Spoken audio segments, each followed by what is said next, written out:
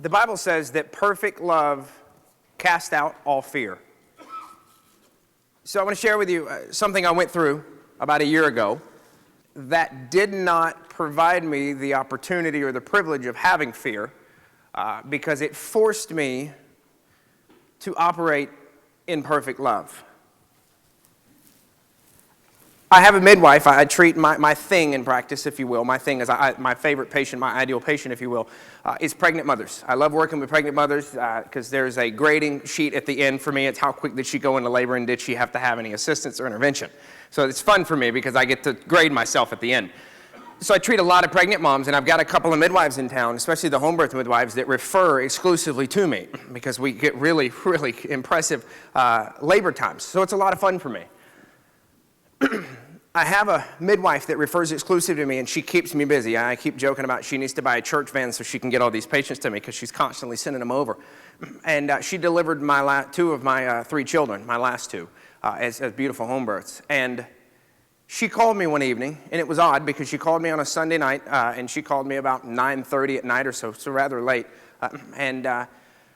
I thought maybe a mother was stuck in transition or something like that, and she wanted me to come, see if I could be of some assistance or something. But she called me, and her name's Michelle, and Michelle called me, and I said, hello, and I hear her sobbing on the other end of the phone line, which is odd because Michelle, if you knew Michelle is a home birth midwife who's done a lot of crazy stuff, and she's delivered a lot of still babies and et cetera, and like this chick does not get bent out of shape. You with me? She is chill, right? She's one of those steady Betty people. And she called me, and she's sobbing on the other end of the phone, which is a big concern for me because I'm freaked out now, right? And I said, Michelle? And she said, Josh, it's Addie. And my only frame of reference for that was I knew she had a daughter named Addie. She's got three daughters, and I knew she had a daughter with special needs, and I knew their names, but I didn't know which one was the one with special needs. So Addie's the one with special needs. Addie has Angelman syndrome. Has anybody ever heard of Angelman syndrome? All right, we got one. Yeah, that's about right. Two. Of course, Dr. Rubin, of course, right? All right, no shock there. So Angelman syndrome, it's kind of like Down syndrome, but really super severe. So give you a frame of reference. It's a chromosomal disorder, and that's all I'm going to say because Dr. Rubin will interrupt and correct me if I say any more than that. But to give you an idea, Addie's 6. She's about yay tall. She sucks a passy, drinks milk from a bottle, has never spoken, barely walks. So a pretty severe developmental delay, if you will. So on the phone, Michelle says to me, Dr. Paxton, you know what Angelman syndrome is, right? And I said, well, of course I do. What's up? Right? And I've never heard of it a day in my life, right? But you fake it till you make it.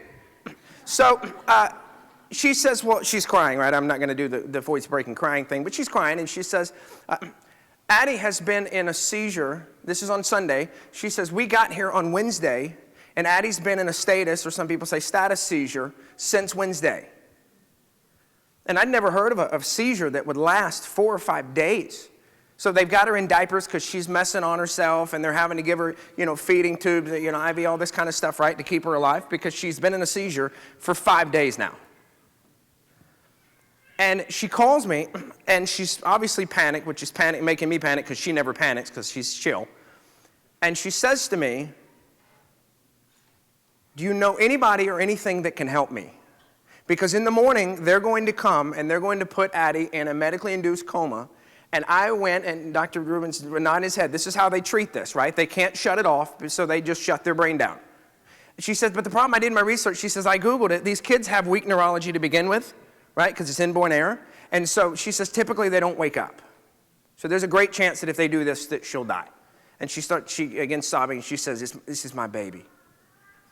And I said, I'm on my way. I guess innate intelligence came forth because I know I would have never said that, right?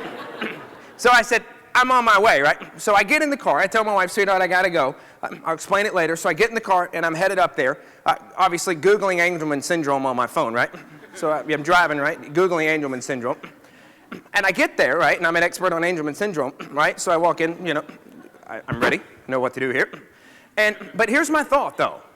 I had this knee-jerk reaction. I don't know the first thing about Angelman syndrome, but I'm a nerve doctor. And this is a nerve disorder, because she's having a seizure, right? So I'm thinking, chiropractic knows more than I do, innate intelligence knows more than I do, so I'll just move the bone, get out of the way, and see what happens. Maybe, if she'll let me, if the mother will let me. And I get into the room quickly, and Michelle is in this cage bed, right? You know the ones I'm talking about, right? The bed that has the big cage on it that goes up to the ceiling so they don't fall out and hurt themselves, right? Which is devastating to see. I get in the room, there's a cage bed, and Addie's in there, and Michelle's rocking Addie, and she's crying. And I look over at Addie, and Addie's just kind of doing her seizure thing, right? She says, "What do you want me to do?" I said, "Let me in, I guess." And so I walked in, or I stepped up into this bed, and she got out, I got in, and I reached up and I grabbed Addie's neck. It's the only thing I knew to do.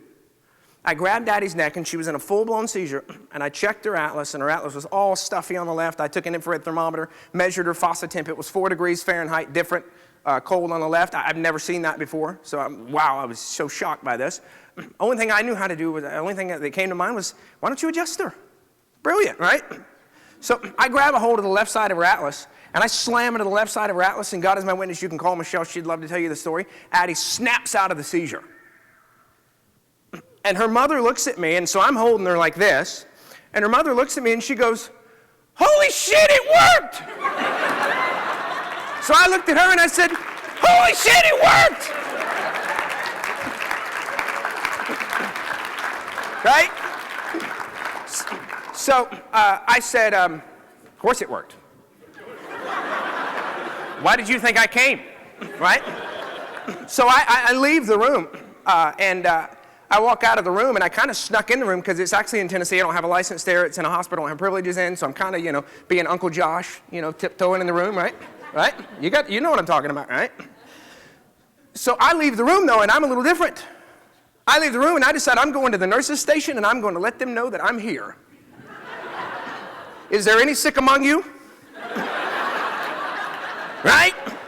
But this wasn't me, though. This was chiropractic, because anybody in here who knows how to adjust the left side of an atlas could have done it. But I'll tell you this, in this moment, my heart broke so terribly for this mother, because I have kids of my own, that some innate reflex inside of me didn't give itself the privilege of fear, and an immediately knee-jerk reaction was, I'm on my way.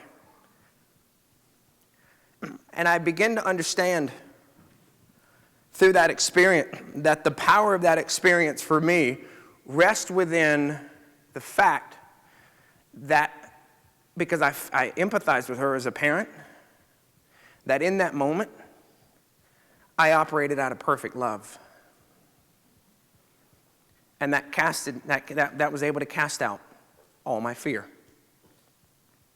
So it began to really do a work in me, and I really began to wonder the power and the magnitude of what happened in that moment with Addie. What if I could get to a place within myself that I could operate constantly when I'm in the practice in perfect love with no fear? What do you think would happen? I think miracles like that would become the norm. Don't you think? So the reason I'm here, the reason I'm standing here, is that I want to encourage you, I want to beg you, I want to plead with you to search within yourself, to find a place where you can get in the flow and you can operate out of perfect love and allow it to cast out all fear. Thank you very much.